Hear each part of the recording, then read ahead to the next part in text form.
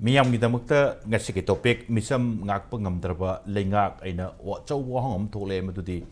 hujik oi isi ngarang dagi humyeng pada drone se pairaga drone dagi bomb se paihalaga drone dagi bomb se thadarakpa yam nungai thadarakpa haite bomb langbagum busi hoigi sayeng na abagumba mondong male sam na kanda duna thadaning jaga da mathaktai wang na pairakanda moyeng amdo sina nuoga yengam ni somduna do somdana Micham praja se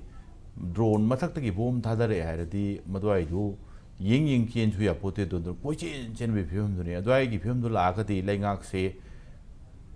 drone do sinaraga thadare iba singdo koitan tan na pha ba ngamdri gai di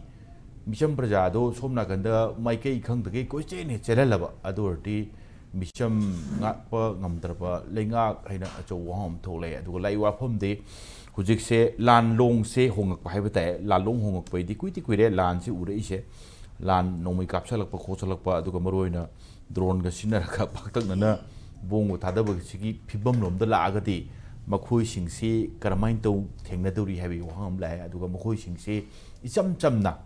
suspension of operation daga leiba militant group oina dum thon ba ya duri pra ka habi waham su lak tori adu ka taseng Leingak na thabak toruk tragadi maswai se judiciary ki amuk lakpa kanda su moto negligence la rokpa yabra natragana lawyer group human rights activist kari ki mai kai tegina swai se kairi tobom thoi gaina Leingak ta natragana judiciary da mai mit oiba yana ba kari khongthang lokhotpam thokpa kai be wak mayam tolok tori lori yemgi ba puno makpu Saratchandra Sharma impact news ki manum taramuk sari lori ngasi ki khana basi lengjen video ba guest singde ai thang kang phambiri basi Rinku Khumukcham editor Imphal times ni yana madam Rinku taramuk sari aduga maru nuki oi de lengjen video basi na Rakesh Meihoubam director human rights law network Manipur ni ai ozara Rakesh taramuk sari ozara Rakesh oi da ai gi ne yata thang phambiri jari basi na Jitendra Ningombam president CCSK ni ai oza Jitendra su taram noksari oza Jitendra da yan lak chap tai maram di ngarang de ngasi bogda thokdok thopom gi leheu do pibom mesi luin taning do ni ko koi pau do buti tori koi pau mi sing kari sing chalaga ador su pau mi na yenguraba amula aba iba adagi bo asai gi visual lung pu khopui tangka kap chu leidoi ni adu ka theng na uruba chaluba sigi Prajamiam na Tengnoruba Waba Sinkari Sing security in a Karising Tronokoloba drone by a question chain by him Natana Tem Teletribra drone by a Lapassing to Pava Namba Punba Ngamdraba him Kamani Hurioja or to keep him. I am Jing Bibu Punum on a Krumjari, Narangi, September Gi, Tang Ama, Sigi, Namuchida, Kogi, Manpurgi, Mamang, I don't Karima, Kitting Liabluba. Thaudu ama nong la hogla kusum am live tibani maru ina ngasidi gi numit khrani gi mamang da akoi national gi media da Leingak sibo bai bir bol sungba honorable chief minister na hairiba issue se tha taru ki manung da sungge soidun oi ba ya ba gi asa lei haidana ki manung da oi ba ya na haiba phongdo ki lei adu bala bukti badi hairiba numitu gi igan kana da ngarang thaudu thuk simati tholok pasida ekoi da wang mayam hange wang si masing kang dana hangai dane aduna ngari lady ba films de ngarang si koksuki area da degi kitang thang duna leba kadangban haidara kadangban gi area sida kharam thado wina group amlei hai ri group si mama idisu akoi gi cookie sing na makoi si cookie sing na maite gi misang sangi ne haiba ada akoi rongi satina mong makoi si cookie ri mi sangi haiba adung leba khunda aman khunne haidara aduna adugi area sida ngara inkhang khongog dana makoi da manung de conflict ama thu haiba gi chingna ba ma leiba male aduna makoi adudigi anga ma chi thorok ba haidara 콜시디기 아무 진 토라가 많은 진 토리 지까지 나다 미냠 레이래 그리고 톡도 그 톡도리 하이버기 뭐이때 이름도 정절락 봐야래 정절락 그 이간 간에들 너무 까포 홀 뻔해 하이드나 하이는 서서루보다 아다이들 레비를 보면 한다 가당번 에리아들이 거기 호르 뻔히 하이 아시게 이간 간에들 이탄 배틀 레이래 배틀 강tuk 레이래 강tuk 시들이 angakpa 몽 모델 안 땡네래 아두가 란시 모르나 ख्वाइदगी सिदि काखल का सिग कनु कोक्टि का काखल कांदा के हान बदा कोई community hall किरन काखल कांदा लांपाग मले लमा सिदा सेंट्रल ग्रुप कनु सेंट्रल की सेल्फ ले को से स्टेट के मुग लेबो माले अदुगी एरिया सिदा अतमना लान तोरपनी माइके सांग तोरगा सांगदि याम सांगना तोरगा अतमना अदु थादरे ꯊꯥꯗꯔꯛꯏꯅꯦ ꯑꯗꯣ ꯑꯇꯝꯅ ꯑꯗꯨ ꯊꯥꯗꯔꯤ ꯀꯔꯤꯒꯤꯅꯣ ꯍꯥꯏꯕ ꯋꯥꯍꯪꯁꯤ ꯀꯔꯤꯒꯤꯗꯃꯛ ꯑꯇꯝꯅꯅ ꯑꯗꯨ ꯇꯧꯔꯤꯅꯣ ꯍꯥꯏꯕ ꯃꯇꯝꯗ ꯑꯩꯈꯣꯏꯅ ꯎꯕ ꯌꯥꯕꯁꯤ ꯃꯌꯥꯝꯅꯁꯨ ꯍꯥꯏꯕꯤꯕꯗ ꯑꯩꯈꯣꯏꯅꯁꯨ ꯎꯕ ꯃꯇꯝꯗ ꯁꯤꯒꯤ ꯅꯨꯃꯤꯠ ꯈꯔꯅꯤꯒꯤ ꯃꯃꯥꯡꯗ ꯑꯩꯈꯣꯏꯒꯤ ꯑꯦꯔꯤꯌꯥꯁꯤꯗ ꯊꯧꯗꯣꯛ ꯅꯨꯡꯉꯥꯏꯇꯕ ꯊꯧꯗꯣꯛ ꯈꯔ ꯊꯣꯛꯈꯤ ꯈꯨꯟ ꯉꯥꯛꯄ ꯍꯥꯏꯒꯗ꯭ꯔꯥ ꯃꯣꯏ ꯃꯁꯦꯟ ꯁꯥꯎꯅꯕꯒꯤ ꯅꯨꯡꯉꯥꯏꯇꯕꯒꯤ ꯄꯦꯟꯅꯗꯕꯒꯤ ꯅꯠꯇ꯭ꯔꯒ ꯀꯔꯤꯒꯨꯝꯕ ꯑꯃꯗꯒꯤ ꯃꯈꯣꯟ ꯊꯣꯛꯄꯒꯤ ꯊꯧꯗꯣꯛ ꯈꯔ ꯂꯩꯔꯦ ꯃꯗꯨꯗ ꯑꯩꯈꯣꯏ ꯑꯁꯣꯛ ꯑꯄꯟ ꯈꯔ ꯅꯪꯈ꯭ꯔꯦ ꯃꯁꯤꯅ ꯃꯔꯝ ꯑꯣꯏꯗꯨꯅ ꯂꯩꯔꯤꯕ ꯁ꯭ꯇꯦꯠꯀꯤ ꯐꯣꯔꯁꯅ ꯃꯁꯤꯒꯤ ꯑꯦꯔꯤꯌꯥꯁꯤꯗ ꯀꯣꯝꯕꯤꯡ ꯑꯣꯄꯔꯦꯁꯟ ꯇꯧꯒꯅꯤ ꯍꯥꯏꯗꯅ ꯑꯣꯔꯗꯔ ꯑꯃ ꯊꯣꯛꯄ ꯑꯗꯨꯅ ꯃꯔꯝ ꯑꯣꯏꯗꯨꯅ ꯃꯗꯨꯗ ꯂꯩꯔꯤꯕ ꯈꯨꯟ ꯉꯥꯛꯄ ꯃꯌꯥꯝꯁꯤꯡꯗꯨ ꯂꯣꯏꯅ ꯍꯟꯗꯣꯛꯅꯕ ꯍꯥꯏꯇꯥꯔꯦ ꯑꯗꯨꯗ ꯃꯈꯣꯏꯅ ꯀꯔꯝꯕ ꯋꯥꯍꯩ ꯍꯥꯏꯕꯗꯨꯅꯗꯤ ꯑꯗꯨꯝ ꯃꯌꯥꯝꯅꯁꯨ ꯂꯣꯏ ꯈꯪꯉ ꯂꯩꯔꯕꯅꯤꯅ ꯑꯗꯨꯒꯤ ꯈꯨꯗꯣꯡꯆꯥꯕ ꯂꯧꯔꯀꯥꯟꯗ ꯑꯗꯨꯒ ꯑꯗꯨꯒꯤ ꯖꯒꯥꯗꯨ ꯃꯤ ꯂꯩꯇ꯭ꯔꯦ ꯍꯥꯏꯅ ꯇꯧꯔꯒ ꯑꯇꯝꯅꯅ ꯑꯃꯨꯛ ꯑꯩꯈꯣꯏ ꯊꯥꯗꯔꯛꯄꯅꯤ ꯑꯗꯣ ꯊꯥꯗꯔꯤꯕꯁꯤ ꯅꯍꯥꯟꯋꯥꯏꯒ ꯃꯥꯟꯅꯗꯕ ꯃꯑꯣꯡꯗ ꯅꯍꯥꯟꯋꯥꯏꯒꯤꯅ ꯕꯣꯝ ꯊꯥꯗꯕꯅꯤ ꯑꯗꯨꯒ ꯅꯣꯡꯃꯩ ꯀꯥꯞꯅꯕꯅꯤ ꯍꯟꯗꯛꯀꯤ ꯉꯔꯥꯡꯒꯤꯁꯤꯅ ꯑꯩꯈꯣꯏꯒꯤ ꯌꯥꯝꯅ ꯁꯣꯐꯤꯁꯇꯤꯀꯦꯠ ꯑꯣꯏꯕ ꯑꯩꯈꯣꯏꯒꯤ ꯀꯩꯅꯣ ꯁꯤꯖꯤꯟꯅꯔꯀꯥꯟꯗ ꯍꯥꯏꯗꯤ ꯗ꯭ꯔꯣꯟꯗꯒꯤ ꯊꯥꯗꯔꯒ ꯕꯣꯝ ꯊꯥꯗꯔꯛꯄꯅꯤ ꯏꯉꯥꯡ ꯉꯥꯟꯅ ꯎꯔꯀꯥꯟꯗ ꯊꯥꯗꯔꯛꯄꯅꯤꯅ ꯃꯁꯤꯒꯤ ꯇꯥꯏꯞ ꯃꯁꯤꯒꯤ ꯃꯈꯜꯒꯤ ꯂꯥꯟ ꯑꯁꯤꯗꯤ ꯏꯟꯇꯔꯅꯦꯁꯅꯦꯜꯒꯤ ꯑꯣꯏꯕ ꯍꯧꯖꯤꯛ ꯌꯨꯀ꯭ꯔꯦꯟꯒ ꯑꯗꯨꯒ ꯔꯁꯤꯌꯥꯒ ꯇꯧꯅꯔꯤꯕ ꯁꯤꯒꯤ ꯇꯥꯏꯞꯁꯤꯅꯦꯕ ꯁꯤꯒꯤ ꯇꯥꯏꯞꯁꯤꯅꯤ ꯍꯧꯖꯤꯛ ꯉꯔꯥꯡ ꯇꯧꯅꯔꯤꯁꯦ ꯑꯗꯣ ꯉꯁꯤꯁꯨ ꯑꯩ ꯃꯐꯝ ꯑꯗꯨꯗ ꯑꯩ ꯆꯠꯆꯔꯨꯕꯅꯤ ꯃꯐꯝ ꯑꯗꯨꯗ ꯍꯧꯖꯤꯛꯁꯨ ꯅꯣꯡꯃꯩ ꯀꯥꯞꯅꯕ ꯍꯧꯈ꯭ꯔꯦ ꯗ꯭ꯔꯣꯟ ꯄꯥꯏꯕ ꯍꯧꯈ꯭ꯔꯦ ꯑꯗꯨꯅꯤ ꯌꯥꯝ ꯉꯩꯁꯦ ꯑꯗꯣ ꯍꯪꯅꯤꯡꯂꯤꯕ ꯋꯥꯍꯪ ꯑꯃ ꯂꯥꯛꯏꯗꯤ ꯁꯤꯒꯤ ꯑꯦꯔꯤꯌꯥꯁꯤꯗ ꯑꯗꯨꯒ ꯃꯔꯨꯑꯣꯏꯅ ꯀꯧꯇ꯭ꯔꯨꯛꯀꯤ ꯍꯥꯏꯕꯤꯕꯅꯦ ꯀꯧꯇ꯭ꯔꯨꯛꯇꯨ ꯅꯠꯇꯦ ꯁꯦꯛꯃꯥꯏꯗꯁꯨ ꯇꯧꯏ ꯑꯗꯨꯒ ꯀꯩꯅꯣꯗꯁꯨ ꯑꯩꯈꯣꯏꯒꯤ ꯂꯝꯂꯥꯏꯗꯁꯨ ꯇꯧꯏ ꯁꯦꯔꯧꯗꯁꯨ ꯇꯧꯏ ꯑꯗꯨ ꯇꯣꯛꯑꯀꯥꯟꯗ ꯁꯤꯒꯤꯗ ꯍꯪꯕꯤꯔꯛꯄꯅꯤꯅ ꯁꯤꯒꯤ ꯐꯤꯕꯝꯁꯤ ꯌꯧꯔꯀꯥꯟꯗ ꯑꯩꯅ ꯍꯪꯖꯅꯤꯡꯉꯤꯁꯤ ꯃꯅꯤꯄꯨꯔ ꯂꯩꯉꯥꯛꯇ ꯀꯔꯤ ꯁ꯭ꯇꯦꯞ ꯂꯧꯒꯗꯧꯔꯤꯒꯦ ꯅꯣꯡꯃꯩ ꯀꯥꯞꯄꯒꯤ ꯁ꯭ꯇꯦꯞꯇꯨ ꯅꯠꯇꯦ ꯁꯤꯖꯤꯟꯅꯔꯤꯕ ꯃꯈꯣꯏꯅ ꯇꯦꯛꯇꯤꯛꯁꯁꯦ ꯃꯈꯣꯏꯒꯤ ꯇꯦꯛꯇꯤꯛꯁ ꯃꯈꯣꯏꯒꯤ ꯇꯦꯛꯅꯣꯂꯣꯖꯤ ꯁꯤꯖꯤꯟꯅꯔꯤꯁꯤ ꯃꯁꯤ ꯇꯁꯦꯡꯅꯃꯛꯀꯤ ꯋꯥꯔ ꯍꯥꯏꯕꯗꯨ ꯑꯣꯏꯔꯕ꯭ꯔꯥ ꯋꯥꯔ ꯑꯃ ꯑꯣꯏꯔꯒꯗꯤ ꯑꯩꯈꯣꯏꯁꯨ ꯋꯥꯔ ꯑꯦꯇꯦꯛ ꯇꯧꯔꯒꯦꯕ ꯑꯩꯈꯣꯏ ꯑꯣꯐꯦꯟꯁꯤꯞ ꯇꯧꯔꯒꯦꯕ ꯍꯧꯖꯤꯛꯇꯤ ꯑꯩꯈꯣꯏ ꯑꯣꯐꯦꯟꯁꯤꯞ ꯅꯠꯇꯦ ꯖꯁ ꯑꯩꯈꯣꯏ ꯅꯣꯡꯃꯩ ꯃꯈꯣꯟ ꯊꯣꯛꯇ꯭ꯔꯤꯅ ꯑꯩꯈꯣꯏ ꯇꯨꯃꯤꯟꯅ ꯂꯩꯔꯦ ꯅꯣꯔꯃꯦꯂꯥꯏꯁ ꯂꯩꯔꯦ ꯍꯥꯏꯗꯅ ꯂꯩꯔꯨꯔꯕꯅꯤ ꯑꯩꯈꯣꯏ ꯃꯌꯥꯝꯁꯤꯡꯁꯦ ꯑꯗꯨꯒꯤ ꯐꯤꯕꯝꯁꯤda ꯂꯩꯉꯥꯛꯅ ꯀꯔꯤ ꯁ꯭ꯇꯦꯞ ꯂꯧꯒꯗꯧꯔꯤꯒꯦ ꯍꯥꯏꯕꯁꯤꯅꯦꯕ ꯑꯩꯉꯣꯟꯗ ꯍꯪꯉꯛꯏꯁꯦ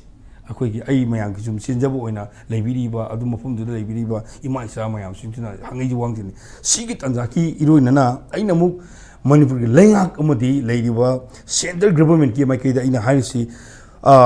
ꯂꯩꯔꯤꯕ ꯀꯨꯀꯤ ꯃꯤꯂꯤꯇꯦꯟꯁꯤꯡꯁꯤꯗ ꯍꯦꯟꯅ ꯊꯥꯖꯕ ꯃꯈꯣꯏꯕꯨ ꯍꯦꯟꯅ ꯊꯥꯖꯕ ꯊꯝꯕ ꯑꯣꯏꯔꯒꯗꯤ ꯀꯨꯀꯤꯒꯤ ꯃꯤꯂꯤꯇꯦꯟꯁꯤ ꯒ꯭ꯔꯨꯞ ꯑꯃ ꯊꯝꯃꯀꯥꯟꯗ ꯆꯤꯅꯥꯒꯤ ꯕꯣꯔꯗꯔꯗ ꯉꯥꯛꯄꯤꯔꯨꯔꯣ ꯑꯣꯔ ꯅꯠꯇ꯭ꯔꯒ ꯃꯈꯣꯏꯁꯤ ꯁꯛꯈꯪꯉꯦ ꯍꯥꯏꯔ ꯀꯥꯟꯗ ꯄꯨꯔꯥ ꯑꯩꯈꯣꯏꯁꯤ ꯀꯩꯅꯣ ꯇꯧꯕꯤꯔꯣꯕ ꯑꯗꯨꯁꯨ ꯅꯠꯇꯕꯒꯨꯝ ꯇꯧ ꯀꯨꯀꯤ ꯃꯤꯂꯤꯇꯦꯟꯅꯤ ꯍꯥꯏꯔ ꯀꯥꯟꯗ ꯑꯗꯨꯒꯨꯝꯕ ꯀꯥꯡꯕꯨꯁꯤꯡꯗꯨꯅ ꯃꯤꯆꯝ ꯃꯤꯌꯥꯝꯗ ꯅꯣꯡꯃꯩ ꯀꯥꯞꯁꯜꯂꯀꯥꯟꯗ ꯁ꯭ꯇꯦꯠ ꯒꯚꯔꯟꯃꯦꯟꯠꯅ ꯑꯃꯗꯤ ꯂꯩꯔꯤꯕ ꯃꯅꯤꯄꯨꯔꯒꯤ ꯀꯩꯅꯣꯒꯤ ꯁꯦꯟꯇ꯭ꯔꯦꯜ ꯒꯚꯔꯟꯃꯦꯟꯠꯅ ꯀꯔꯤ ꯁ꯭ꯇꯦꯞ ꯂꯧꯒꯗꯧꯔꯤꯒꯦ ꯍꯥꯏꯕꯁꯦ ꯂꯩꯕꯤꯔꯤꯕ ꯑꯩ ꯌꯥꯝ ꯇꯣꯏꯅ ꯍꯥꯏꯕ ꯔꯨꯗ ꯂꯩꯕ ꯀꯥꯡꯕꯨ ꯏꯟꯇꯦꯂꯤꯖꯦꯟꯁꯇ ꯂꯩꯕ ꯀꯥꯡꯕꯨꯅ ꯄꯥꯎ ꯄꯤꯕꯤꯌꯣ ꯁꯤꯒꯤ ꯐꯤꯕꯝꯁꯤ ꯌꯥꯔꯣꯏꯕ ꯑꯗꯨ ꯌꯥꯝꯅ ꯅꯨꯡꯉꯥꯏꯇꯕ ꯍꯥꯏꯇꯥꯔꯦ ꯑꯗꯣ ꯑꯩꯈꯣꯏꯅ ꯁꯨꯝ ꯊꯤꯖꯤꯜꯂꯀꯥꯟꯗ ꯑꯩꯈꯣꯏꯅ ꯁꯨꯝ ꯅꯨꯡꯉꯥꯏꯇꯕꯒꯤ ꯄꯦꯟꯗꯕ ꯃꯌꯥꯝ ꯍꯥꯏꯗꯣꯔꯀꯥꯟꯗ ꯑꯩꯈꯣꯏꯗꯒꯤ ꯐꯠꯇꯕ ꯋꯥꯍꯩ ꯊꯣꯛꯂꯀꯥꯟꯗ ꯏꯟꯗꯤꯌꯥ ꯒꯚꯔꯟꯃꯦꯟꯠꯅ ꯃꯗꯨꯒꯤ ꯋꯥꯍꯩꯗꯨ ꯇꯥꯕ ꯉꯥꯏꯔꯤꯕ꯭ꯔꯥ ओके वाहंगदी मरोइना मीसे सावलबा अदुगा खांगबा ngमोइदबा थोक्तो वाथुक मयाम थोलाबा अदुगा मरोइना करी हाइतारे हुजिक्ति मपामदगा हराउना लाक्सबदु मदवाइदुसु दुम नोंमैना अदगी थादरक बोमदनि खंगदे मनि खंगदे पाललकांदा पुंसी पिखमनानबा अदुगा पीबा मचादुसु सोहनबा स्वाइ फिबम योरबा अदुगा खुंजासिंसिना माइकै सलाई खंगदना बोमदु थादरे ड्रोन सिनरगने कुचेन चेनबि फिबमबदु उरअगदि खांगो ngमक्त्रदि वाही वता फजररोय वाही वता फजदबदो ngaibiribra अदुग खुदोंचाबा थोली ओजा जितेन्द्र ओजा थैंक यू आन बराम की दमक्ता तो वैबुदी स्वाइसी खांग ngमदबगी चांगदुनी ओजा राकेश मरुइना स्वाइसी ngरांगी थौदोक मरुइना पामदब थौदोकतुना मरम ओरकांदा पुंसी पिखमनानबा पिकपा ngang सोलकपा मिचम प्रजा मयाम सोलकपा पाउमी योक्सले अदवाइगी एरिया अदुग मरुइना ड्रोन सिनरे का हायरगा visual da su ubo phangam ko adwai da leijari ba civil population micham praja sing se maikai ga khangdana chen ba sing urga ihan an ba reaction kari thambiningi aduga human rights ki activism oina drone sinaraga micham praja gi leifam da thadarak pai se kamai u ahan bada ai ngarangi kenosi drone sinaraga bom thadabadagi mi sokpa siba yawgi basi ahan bek tabda aingonde yamna ngakpa aduga asukimeti nungaitaba phawi maramdi kedugida drone di chumi drone na bom puraga thadaba yai haibasi malen ge te jaga da ngangnei aduga hauji hujiksu khoige Ukraine ga Russia gi landa drone sinarga makhoigi aeroplane na bom pu bana taba drone na puraga make animakta adum thadaba gi thabaksi yamna effectively sathai aduga akhoigi bharat ta akhoigi India da di drone sinarga bom thadabasi sarkarnabu orasu lalobosinabu orasu militansinbu masidi akhoi mamang tadiba okay aduga ahanbo oina akhoi sigi irang sida drone sinaraga bom thadare misire miswe adegi mu sigi matang sida mamang dagi se sahi helab sida mamang adegi akhoi sarkar sinasu irang nemdere lo seladi tha to ki blungda sum sum ba adu lane da lane na haibusu hole asu matang sida akhoi yamna hana conventional method ta sinadna anumai kamna ba bom langba kapa adu tokhoga yamna highly sophisticated ba drone sinadna fajana pinpoint na target na madu maminu udurimni masagi drone monitor duna uraga saptan thada durimni asugumba film si la kanda aikoi leiba sarkar na su kanu si hanagi moina ngak senbagi tawribani haba mechanism se system se masidi yaroi masi complete change to ba overhaul to ba ma darkar leire aduga madi effectively deal to yana bi amuta aduga matang sida aina thamjening bada masi state ki leiba ngak senbagi thabak si akoina nangai tawribu ningba adu ngarang na praman tawre madu de kedugre masi complete failure ni haidina utleba masi moi ulisina adagi matang sida aina wa thamjening bada akoi som maitei gi maikei da akoi gi khunga pokhra leire adugi state ki center gi processing su lei adu asomna kan su kuki gi maikei rom da su central processing leirem gani adu moi gi mathau si haiba kuki lamhe to em chu ni thijana tasan komjana moi degi ahen ba aran ba thabuk tawudana ba drone paidina khodan tawudana ba adu chena ba moi mathau leba mamang da khoi thena gare ba du de kedugi ba khoi gi maitei khun ngak pa singi marak gi kuki gi jaga sin da kai duri buno kamai to buno yenge na drone pai khalu bada ako central process laga ai adu yaroi kana to na to di mathang pa hele di noi drone du noi khoina si tawni khoni hadana namka tawi hadana mamang gi hida adu maina haiba su koi thenagi adu odaga di ngasai gi maike asomna kalomda akoi opponent gi side of su leiriba central processing na masi fajana moibu kana to dobra monitor to dobra nisi jana ngak sen dobra aduna somda laibra haibuduma su hangai oi aduga matang sida aina thamjeng bada asigi akoi masigi complete fair oiba state ki administration gi mong si leitabu na to bugi matang da su mamang da su honorable supreme court na su huju supreme court na masigi matang da su case ama leibani adu da su haigi wat phongo ki ba leire aduna asigu matang sida di aina thamjeng bada akoi gi se Manipur university sida amogi BC leiba khopa to du mong marin ta dre khotre na akoi gi high court na chief administrator ma akoi journal sing do hapaga phane koina university chalai dena khole to holi aidi phibom duma mong ta di bok to holi adumain to dena akoi gi high court natraga supreme court na akoi gi state ki machinery na magi to bum thobum mathau se mapung phana torok trobo matamda akoi gi judiciary na su magi administration gi role se madu karai deno matoraga madu haktheng na madu high court na nata supreme court na administration gi daite lorudra su madu assign to mi amada sinarga particular sigi matam siwogdi mata holu nang to boyar ro hayu na singba sigi mongda se bharat sarkar na kari khogi security advisor do ma tharak na to widena ko security advisor du na mana numi khudingi ma akhogi AC gi ka da phamaga mana madu mai ang Manipur gi thoiba thodu atok sing security deployment gi kari karagi ma ju monitor tawna si tawro sumai tawro adu tawro na puja khuni gi mongonda intelligence ki input lak pudu gi matu ina mana madu monitor tawdun honai ni adu bo fail ore yadre aduna asu mutang sida khogi ko na su khogi hanna mamang da khogi potha graba mi oigera huju tawro mi oigera khara integrity leiba khogi security gi arrangement hai singba adugumba mi ama khogi assign tawraga leiba sigi irango gi fogdi security deployment se nang to samna bada hoji ganu si khogi se DGP leiri kwa DGP leiri mai ma security gi advisor ma hal leiri bani adu gi muhuta khogi ko na su ama appoint tawraga mogi taw leiba sarkar gi arrangement si yadra bani na leiba state hoji Manipur da leiba Manipur police adegi central forces leiba fasobe leiba mayam se masibu kada da kamai tawraga sinaga dege haibasi ko na appoint ba officer mana madu tawhallaga madu fajana kupna monitor to honba madugi matamdu yaurabra haibasi haningi adu oregadi ngasi madudadi politicalize to boy aroi aduna madu ningthijana haisingba mi ama kasu there is no doubt of good people adi good people leiti have adu idi yam lei adu kona ningthijana ama khalaga madu to budon hen effective oina onever simulation thatru haidina ko hujiki du kona ama khalaga to di thatru kurati yam thuna gar ta kharga pisse adum maintain to bunga moni even no doubt ngasai nakalagi ni american nushina da bado madu handhalakpadi matam changba yai adum ena mo hostility sidi seize to bududi within few days adum seize to bungamgani haina ai ahambro okay thank you maro rinko maro ina security forces singna madu su state force central forces adum your operation chathaba khulai adum phab khopagi adum nukti gi adum pau tharakpa hapa adum toi maro join to wireng nang kalle to gudabu khulai sing phaba kandu da hojik phogdodi phagatpa da drone nungi kari sinnabagi kari gi sigi high tech hai tare swagi war weapon swai simadi thengbam to udi udri ngarang sinnare mamang da sukra sinnagi bagi adum record lektab dinate ngarang sinnare ngasi su sinam khulom da adum drone sinnabagi adum some evidence khara adum phange but still hojik phogdodi ngarang gi thogduk tu pung kumari hendi hendokre drone paikhalakpham jaga swai dani sinnarakpuna sini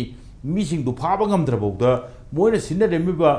ngasai gi kare hetare war ngasai gi ground duma ada sini haibagi karimta ngamdabasi swai si nangai chathaba operation do kari su thodokpa effective oiti haibagi khudam changdam dula ngamdabasi haragadi amlani India gi army si strength si one of the largest in the world intelligence sare am wang na leikrap adagi hujik manipur da leiriba India gi khoi gi central armed forces including Assam rifle ladies over 60,000 in a layer hirimni pulapna hujik bokal leri se hoi election gi chat khibuduga thokraga le yam me hariba aduna sigi asyamna military might siam haigrabani intelligence wangrabani hujik leri basida swaida leiba khogi manipur gumba yam pikpa singi taran ursu masigi khoi training pajana phangba army mayam leiribni ado phaba ngamdaba ka haisidi yamlani pharo em phadam ni okay pharo em phandabni tawganoina tawhandabni moigi chathariba lanse chathawina chathanbani aina haisi aduna swagi area se lak matamda ngarangi drone sinaba maksisu akoigi even say country amga lan songno matamda ngasai magi drone khandi any kind of weapon mo sinaba dum ya sigi marak sida ladies dai sida drone sine habsi masidi akoida yamna nungnangba kainun he akoi si invade tongna lan torabra haibagi wakhalunum la maramdi drone technology odagi masi sinaraga bom pukhaiba tawbagi akoina YouTube ta natragana mapan gi pau natraga South Asia gi pau sing di yeng matamda chin state current state sing sida drone the bomb tor fit torga moina yam kanna maruina chin state sida sinabagi akoi video yam tu ui haitare aduna akoi sida drone sinaraga laisi moidagi lakpa trainer moigi well trained toroba kangu singduna laaga sinarabra haibagi akoida adumaina chingnaba lei laga tambirabra thajabasu lei okay aduna takpadi masi mapangi invasion ama yaure haibasi akoi taeba mamang akoigi 2023 gi megi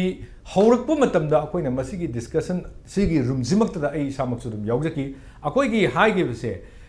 moigi larger plan amada chatharakpa lamne akoina haige base matamduda akoina phongdok sakiba akoigi own opinion sing da phongdok sakibse karigino da jogamlen gi issue lakhiba matamdu da makoina United Nations da piramba tongan ba memorandum sing du parur kan da yenguru kan da kenosi akoigi moida leiriba manglan si akoigi Chittagong hill track tagi haur akanda chin state akanda manipur gi tangkai ama se loksan ga kanda chin state ki jogamlen gi dugumba idea ama leibagi mami tai ase koi matamdu da gi sum hairaga lakpachida madugi theory do kanamtana akoigi accept tawbidaba haidi accept tawdabadi nate akoina mayam na di tawi ko concerned authority wariba akoigi central government gi authority na su accept tawdaba manipur government na su madumak accept tawraga di center na moi sarkar se uthaira kadra kaina kibagi adugi few man leidana accept taw haiba yagidaba except illegal immigrant hairaga adai da sum loisallaga sum legibadagi yamna problem oiba matang ama matam ama akoida adum thengnagi haib tare aduna hujik akoida laiba kenosi hujiki laiba sida akoina sanjugi akoigi art of war sida haibam le sumana hai magida akoigi ꯌꯦꯛꯅꯕꯁꯨ ꯑꯩꯅ ꯈꯪꯉꯕ ꯑꯗꯒꯤ ꯑꯩ ꯏꯁꯥꯁꯨ ꯑꯩꯅ ꯈꯪꯖꯔꯕ ꯑꯗꯨ ꯑꯣꯏꯔꯒꯗꯤ ꯑꯩ battle ꯐꯤꯜꯗꯨꯗ ꯆꯪꯕꯗ ꯀꯤꯅꯤꯡꯉꯥꯏ ꯀꯔꯤꯝ ꯂꯩꯇꯦ ꯂꯥꯟꯗꯨ ꯉꯝꯃꯅꯤ ꯍꯥꯏꯌꯦꯕ ꯑꯗꯨꯒ ꯑꯃꯔꯣꯝꯗꯅ ꯑꯃꯨꯛ ꯀꯃꯥꯏꯅ ꯇꯧꯒꯦꯗ ꯌꯦꯛꯅꯕꯁꯤ ꯃꯁꯛ ꯁꯨꯝ ꯃꯣꯏꯁꯤ ꯈꯪꯗ꯭ꯔꯕ ꯑꯗꯨꯒ ꯑꯩ ꯏꯁꯥꯗꯤ ꯈꯪꯉꯕ ꯗꯦꯐꯤꯅꯦꯠꯂꯤ ꯅꯪ ꯑꯗꯨꯒꯤ ꯂꯥꯟꯗꯨꯗ ꯐꯅꯌꯥꯝꯅ ꯇꯛꯈꯥꯏꯔꯒ ꯉꯝꯃꯁꯨ ꯃꯇꯝ ꯑꯃꯗ ꯁꯣꯏꯗꯅ ꯃꯥꯏꯊꯤꯒꯅꯤ ꯍꯥꯏꯕꯒꯤ ꯄꯣꯠ ꯑꯃꯁꯨ ꯍꯥꯏꯕꯤꯔꯝꯃꯦꯕ ꯑꯗꯨꯒ ꯌꯦꯛꯅꯕꯁꯨ ꯈꯪꯗ꯭ꯔꯕ ꯏꯁꯥꯁꯨ ꯈꯪꯗ꯭ꯔꯕ ꯑꯗꯨ ꯑꯣꯏꯔꯒꯗꯤ ꯂꯥꯟ ꯆꯪꯕꯒꯤ ꯃꯊꯧ ꯑꯗꯨꯝ ꯃꯥꯏꯊꯤꯕꯒꯤ ꯄꯣꯠ ꯂꯩꯌꯦꯕ ꯁꯦꯝ ꯋꯦ ꯃꯗꯨ ꯍꯧꯖꯤꯛ ꯊꯣꯛꯑꯦꯕ ꯑꯩꯈꯣꯏ ꯃꯅꯤꯄꯨꯔ ꯒꯣꯚꯔꯟꯃꯦꯟꯠ ꯍꯧꯖꯤꯛꯀꯤꯗꯃꯛꯇ ꯑꯩ ꯁꯨꯝ ꯉꯁꯥꯏ ꯎꯕꯗ ꯁꯨꯝ ꯔꯤꯀꯣꯜ ꯇꯧꯔꯛꯏꯅꯤꯀꯣ ꯏꯇꯥꯎ ꯔꯤꯡꯀꯨꯒꯤ ꯐꯦꯁꯕꯨꯛ ꯄꯦꯖꯗꯁꯨ ꯑꯗꯨꯃꯛ ꯁꯤꯌꯔ ꯇꯧꯕꯁꯨ ꯃꯥꯟꯁꯨ ꯃꯥꯜꯂꯦ ꯑꯩ ꯈꯔ ꯑꯩ ꯇꯧꯖꯈꯤ ꯑꯗꯨ ꯌꯥꯝ ꯐꯖꯕ ꯃꯥꯒꯤ ꯀꯩꯅꯣꯅꯤꯅ ꯃꯗꯨꯒꯤ ꯔꯥꯏꯇꯤꯡꯗꯣ ꯑꯩꯈꯣꯏ ꯈꯨꯗꯤꯡꯃꯛ ꯃꯗꯨꯃꯛ ꯑꯣꯏꯔꯕ ꯃꯥꯜꯂꯦ ꯑꯗꯨ ꯅꯠꯇꯦ ꯍꯥꯏꯖꯅꯤꯡꯉꯤꯗꯤ ꯑꯩꯈꯣꯏꯗꯤ ꯍꯧꯖꯤꯛ ꯑꯩꯈꯣꯏꯒꯤ ꯃꯅꯤꯄꯨꯔ ꯒꯣꯚꯔꯟꯃꯦꯟꯠꯁꯦ ꯃꯁꯥꯁꯨ ꯈꯪꯗꯦ ꯃꯅꯤꯄꯨꯔ ꯒꯣꯚꯔꯟꯃꯦꯟꯠ ꯏꯁꯦꯜꯁꯦ ꯀꯔꯤꯅꯣꯁꯦ ꯈꯪꯗ꯭ꯔꯦꯕ ꯃꯥꯒꯤ ꯄꯋꯥꯔ ꯀꯌꯥꯝ ꯂꯩ ꯃꯥ ꯁ꯭ꯇꯦꯠ ꯑꯃ ꯔꯟ ꯇꯧꯕꯗ ꯑꯩꯈꯣꯏꯒꯤ ꯏꯟꯗꯤꯌꯥꯗ ꯄꯤꯔꯤꯕ ꯑꯩꯈꯣꯏꯒꯤ ꯂꯩꯔꯤꯕ ꯑꯩꯈꯣꯏꯒꯤ ꯌꯨꯅꯤꯌꯟ ꯂꯤꯁ ꯁ꯭ꯇꯦꯠ ꯂꯤꯁ ꯀꯥꯏꯅ ꯂꯩꯔꯤꯁꯤꯗ ꯄꯤꯔꯤꯕ ꯃꯥꯒꯤ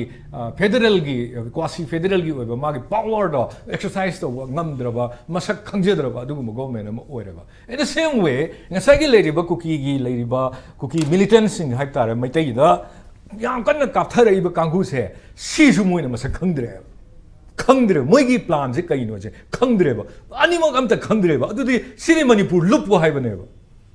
ꯁꯝꯅ ꯂꯩꯔꯤꯕ ꯑꯦꯗꯃꯤꯅꯤꯁꯇ꯭ꯔꯦꯁꯟ ꯏꯠꯁꯦꯜꯐꯁꯦ ꯃꯁꯤ ꯀꯩꯗꯧꯕꯒꯤ ꯁꯤꯒꯤ ꯃꯌꯥꯝꯁꯦ ꯈꯪꯉꯀꯥꯟꯗ ꯑꯅꯤꯃꯛꯁꯦ ꯀꯩꯗꯧꯕꯁꯨ ꯈꯪꯉꯣꯏꯗꯣꯏꯅꯣ ꯃꯅꯤꯄꯨꯔꯁꯦ ꯃꯦꯒꯤ 3 ꯃꯃꯥꯡꯗ ꯃꯅꯤꯄꯨꯔ ꯑꯣꯏꯅ ꯄꯨꯂꯞ ꯁꯤꯒꯤ ꯑꯦꯗꯃꯤꯅꯤꯁꯇ꯭ꯔꯦꯁꯟꯁꯦ ꯌꯧꯕ ꯑꯗꯨꯝ ꯉꯝꯃꯤꯅꯤ ꯃꯣꯏꯅ ꯀꯩꯗꯧꯕꯒꯤ ꯀꯩꯅꯣ ꯃꯣꯏꯒꯤ ꯏꯟꯇꯦꯂꯤꯖꯦꯟꯁ ꯏꯟꯄꯨꯠ ꯃꯌꯥꯝ ꯑꯃ ꯊꯥꯔꯒ ꯑꯗꯨꯗꯩꯗꯨꯅ ꯉꯝꯃꯝꯗ꯭ꯔꯤꯕꯅꯣ ꯉꯝꯗꯦ ꯍꯥꯏꯕꯒꯤ ꯌꯥꯝꯅ ꯄꯔꯐꯦꯛ ꯑꯣꯏꯕ ꯑꯦꯛꯖꯥꯝꯄꯜ ꯑꯃꯗꯤ ꯆꯤꯐ ꯃꯤꯅꯤꯁꯇꯔ ꯃꯁꯥꯅ ꯑꯩꯈꯣꯏꯒꯤ ꯏꯟꯇꯦꯂꯤꯖꯦꯟꯁ ꯐꯦꯂꯔ ꯂꯩꯈ꯭ꯔꯦꯅ ꯑꯍꯥꯟꯕꯒꯤ 29 ꯑꯦꯄ꯭ꯔꯤꯜ ꯀꯩꯅꯣꯒꯤꯗ ꯊꯣꯛꯈꯤꯕ ꯖꯤꯝ ꯊꯨꯒꯥꯏꯕꯒꯤ ꯊꯧꯗꯣꯛꯇꯨꯗ ꯍꯥꯏꯔꯤꯗꯨꯅꯦꯕ ꯏꯟꯇꯦꯂꯤꯖꯦꯟꯁ ꯐꯦꯂꯔ ꯑꯣꯏꯔꯛꯑꯕ ꯑꯗꯒꯤ ꯃꯁꯥ ꯃꯣꯏꯒꯤ ꯃꯌꯥꯝꯁꯤ ꯀꯔꯤꯅꯣꯁꯤ ꯈꯪꯉꯛꯇ꯭ꯔꯕ ꯑꯗꯩ ꯒꯣꯚꯔꯟꯃꯦꯟꯠ ꯃꯁꯥꯁꯨ ꯀꯔꯤꯅꯣ ꯈꯪꯉꯛꯇ꯭ꯔꯒꯗꯤ ꯑꯩꯈꯣꯏ ꯂꯨꯏ ꯐꯤꯕꯝ ꯂꯨꯏ ꯁꯤꯗꯗꯤ ꯑꯩꯈꯣꯏꯅ ꯒꯣꯚꯔꯟꯃꯦꯟꯠꯅ ꯉꯥꯛꯇ ꯊꯥꯗꯣꯛꯄꯁꯤ ꯆꯨꯝꯃꯤꯕ꯭ꯔꯥ ꯑꯗꯒꯤ ꯁꯦꯟꯇꯔꯗꯒꯤꯅ ꯑꯥꯔꯃꯤꯒꯨꯝꯕ ꯀꯔꯤꯒꯨꯝꯕ ꯃꯌꯥꯝ ꯑꯃ ꯊꯥꯖꯤꯜꯂꯛꯑꯒ ꯃꯣꯏꯒꯤ ꯏꯟꯗꯤꯌꯥꯁꯤꯗ ꯍꯣꯏ ꯉꯁꯤꯃꯛ ꯁ꯭ꯔꯤ ꯖꯣꯏꯀꯤꯁꯟ MLAꯅ ꯍꯥꯏꯕ ꯌꯥꯝ ꯐꯖꯕ ꯑꯃ ꯂꯩ ड्रोन तौरगा अटैक तौरअबनी ड्रोन सिनरगा बोम थादरगा खुन मिचम मैम अमा हातनब अटैक तौरअबनी ngarang सोइबसे मोइ तरा मोइ मापनगी मनुंग तरुक अमदि नुपीनेबा 57 years सुब नुपी अमस यावे ngarang ge कौतरुक इंसिडेंट सिद सोइसे अदुना असियाम सोल मिचम ngakani को सोइसे को होय पुलिस सु अनि हुम यावंगनी नुपी सिंदुबु नोंमोइ पाइबा लान काप्रबा अदु भिलेज दुने थादर इसे नत्रा अदु रेगदी सुमाइना तव अखोइगी मैम से लोइना हानबा होनरकपसिदा सिदैसिदा अखोइगी इंडियन सिक्युरिटी की पाक चाउना यामना पावरफुल ओयने याम कल्ले दे सेकंड लार्जेस्ट नि कायना फर्स्ट लार्जेस्ट नि कायरिबा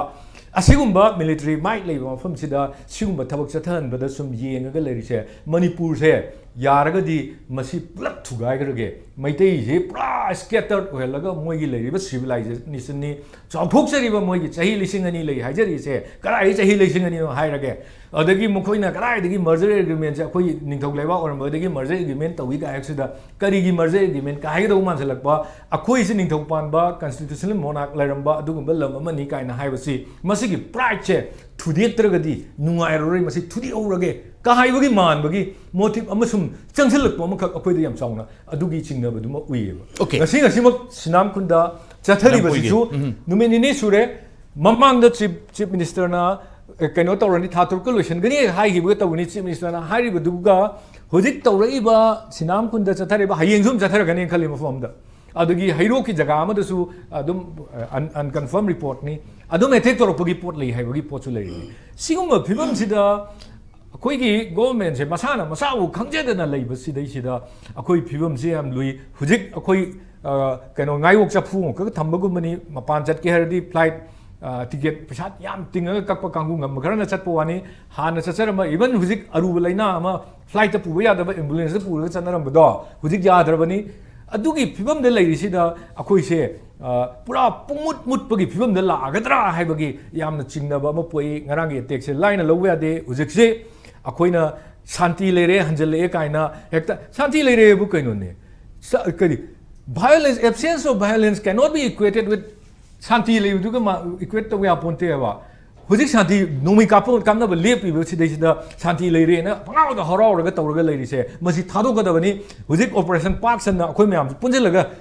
security ꯃꯌꯥꯝ ꯁꯤꯅꯤꯀꯣ ꯍꯥꯏꯖꯔꯤꯁꯦ security ꯅ ꯇꯧꯔꯔꯣꯏ ꯍꯥꯏ ꯇꯥꯔꯒꯗꯤ not necessary ꯅꯣꯏ ꯂꯣꯏ ꯆꯠꯄꯤꯈ꯭ꯔꯣ ꯑꯩꯈꯣꯏ ꯑꯣꯏꯅ ꯊꯣꯛꯑꯒꯦ ꯍꯥꯏꯔꯛꯄꯒꯤ ꯇꯟꯖꯥꯗꯣ ꯍꯧꯖꯤꯛ ꯌꯧꯔꯕꯅꯤ Okay, thank you so much Oza Jitendra Maruina break se ngakung sudi wati watpa ado lakthok mage Oza Jitendra Oza hojik se civil society organization gi maki digi khabar dum thengnare hojik ti press briefing pirakanda Maruina DGP security advisor resign taw haiba chwai de khitang ama aingonda kok ta yari ise Maruina state ki home hairaga di CM na paibanina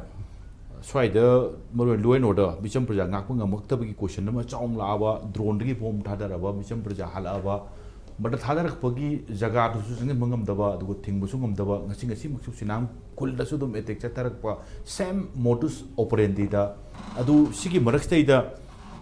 security advisor DGP, home by the CM Dano, the Dragon Swaida. CM dagi makutagi home lok thokre du ta ibra swai demand sing se kamai paubi kamai ning hoi ha tu ki hang ya bo hang ni yang nuai tri budi aina hojiki ansar zum pina aina mogi home pai ri banatraga mogi in the central government da aina hai si munna khangbi re kanda adugumba ko ki militant sing aduna micham miyam sing no mai kapthar bom thadara ba ngarang gi do mogi wakal di khunga ko gi area ne khalam yai yumne som yumne haidare yum arui yumne haidare adugi yumdu da thadari ba soibu du sukara oriba fayeng degi mapam da laksaba mama ga machan bi go soiba mama da lekidraba sigi phum si khangbi da kanda central government na amatu manipur government na local top poto local pi wa bani sigi pose local targadi aina sai biduni mamang da hiring da bo ma hai bi ai aduga mochi ga aina mayam da pogum jabamna ngasi laikidraba aikoigi ngarang gi thoktok tu laikidraba let ngangbam surbla gi laikidraba ga mari lena joint action committee ma ngarang ngasi seme joint action against the brutal killing of the late ngangbam ongbi surbla by cookie terrorist attack and koktu kaina aduda da kanuna koi joint action committee na demand teri khlawi hariba demand teri sing si adum yai government na soidana Koki terrorism mayokta against the yam immediate operation Sathar Kadabni Haivama. Adigi Ani Subana government should be captured all the Koki terrorists related with the attack with the 24-hour from the 2nd September 2024 Haivama. Aduga Subosina abrogated the existing sue with the Koki militants group by the government of India at any cost. Mari Subad immediately remove all the Assam rebels from the Manipur because they intentionally ignored the Koki terrorists. The government should provide the proper security state force to all the foothills, mighty villages from the 2 days onward. Taruk Subada, the government should be provided full responsibility to disease family in the injured person. If the governments fail to give the above demands, the Joint Action Committee is ready to agitate until our demands are fulfilled with the people of Manipur. I say, Masi low giba kanuni haidare. Aduna sigi posi ying birekanda. Sabi the lakage. Hujik Libiriba home habitat was a Kanto. I quigi Manipurgi, Hujigi, Layriba, low end order second and a party again. Hayam Sigi Mamanga platforms the American Article 355 ki Maming Oibani, Oidabani, our Chief Minister Pibani, Pibani, have a poto Laricada, Chief Minister and Pigera.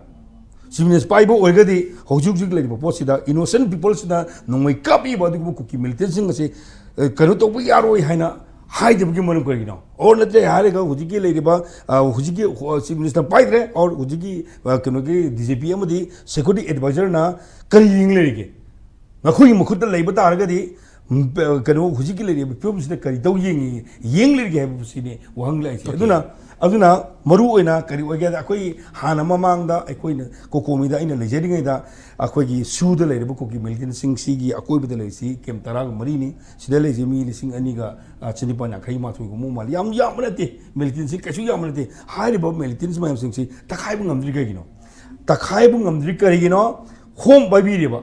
Yes, it may be honorable Minister or security advisor, winning Oro. Winning Oro, Sidakaibum Drigagino, Aduna Equinium, Toin Haiba, fell with see, it is kind of the policy. government of India की policy अमा और मयाई करम policy सीधा अकोई निमिषं संग ऐसे तोगे हर कदी high कशुल लेबनते अदम फजल मंगामी हाथों मंगामी करो तो मंगामी कशु या मनते अदु तो हन्ये या तो होले से अकोई जो साहले से अकोई पेन दबकी लाउड से it is kind of the policy अमा और मयाई मसी की policy सीना सांग सथरक को अदम ओई बता रखदी India government जो कोके कुछ हेलकनी अदुगा मियाम की ओई पोसे मियाम की ओई पोसे जो हेलकनी मसी न मरम ओइदना India से काई भी मसा मोरकनी अमरोंदा अखोई जो मामक लेंशन बिरी इंटरनेशनल की ओइब लो अदुग इंडिया की ओइब लो सिदा मिसम प्रजादा बॉम्ब थादराबा अदुगा अदुसु अतोपा कनु अमा ओइना कंट्री अमते तोंनरी हाई टेक टेक्नोलॉजी सिजनरगा बॉम्ब थादराबा ड्रोन तोग थादना कांदा करी यंगना लेरिगे हैबदुनेबा करी यंगना लेरिगे क्याम कुइने खांगदुइनो yes